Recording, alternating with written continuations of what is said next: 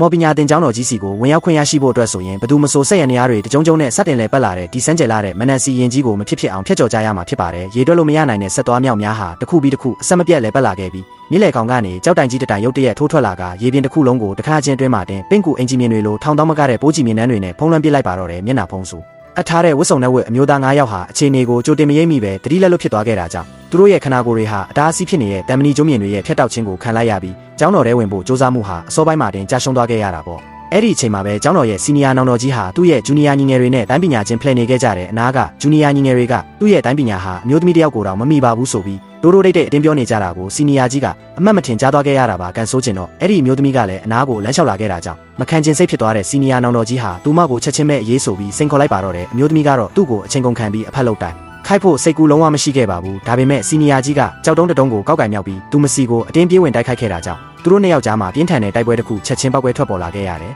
အဲ့ဒီအချိန်မှာပဲအခြားသောအမျိုးသားတစ်ယောက်ဟာမနန်စီရင်ကိုဖျက်ကျော်ဖို့အတွက်မြေကမ်းနားကိုရောက်ရှိလာခဲ့ပါတယ်အစပိုင်းမှာတော့သူဟာတရက်ကိုအသုံးပြုပြီးရေပြင်ပေါ်မှာရှိတဲ့ရှိုးဝက်ပိုးချီမြင်နှန်းတွေအားလုံးကိုလူများမြင်တတ်အောင်ပြုလုပ်လိုက်ပြီးတဲ့နောက်လေတုတဲကိုခုံပြန်တက်လိုက်ကအဲ့ဒီချီမြင်နှန်းတွေရဲ့အပေါ်မှာတင်ဘာအားစိုက်ထုတ်မှုမှမလိုပဲပေါ်ပါကျော်ရှင်းလာတဲ့ဟုံနဲ့လွတ်လပ်စွာကူးဖြတ်သွားခဲ့တာပေါ့အစီရင်ကိုစောင့်ကြက်နေတဲ့အဆောင်ချက်တွေတတိမပြုမိခင်မှာတင်သူဟာ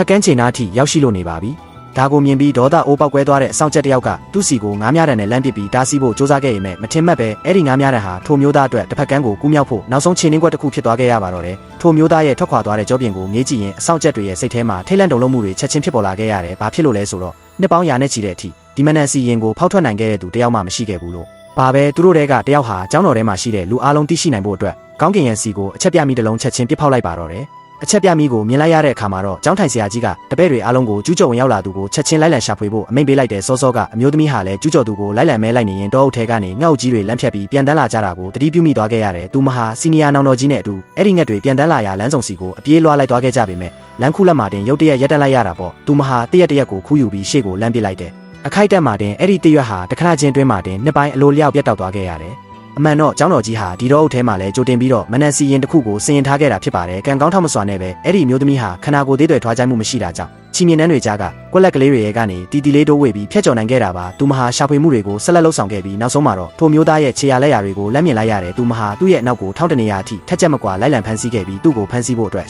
အေးကိုလန်တိုးလိုက်တဲ့အဲ့ဒီအချိန်မှာပဲမထင်မှတ်ပဲခြေကျော်သွားခဲ့ပြီးဘေးကတမနီကြီးမြင်နှန်းတွေစီကိုတဲတဲမတ်မတ်ရှော့ချသွားခဲ့ပါတော့တယ်အသက်အန္တရာယ်အလွန်မင်းစိုးရိမ်ရတဲ့အဲ့ဒီရေးကြီးတဲ့အချိန်ခိုက်တက်မှာပဲထိုစမ်းကြဲလာတဲ့အမျိုးသားဟာဘယ်ကနေဘလို့ရောက်လာမှမသိပဲရုတ်တရက်ပေါ်ပေါက်လာခဲ့ပြီးသူမကိုဘေးကင်းလုံခြုံတဲ့နေရာစီကိုအချိန်မီလမ်းဆွဲကယ်တင်ပေးလိုက်ပါတော့တယ်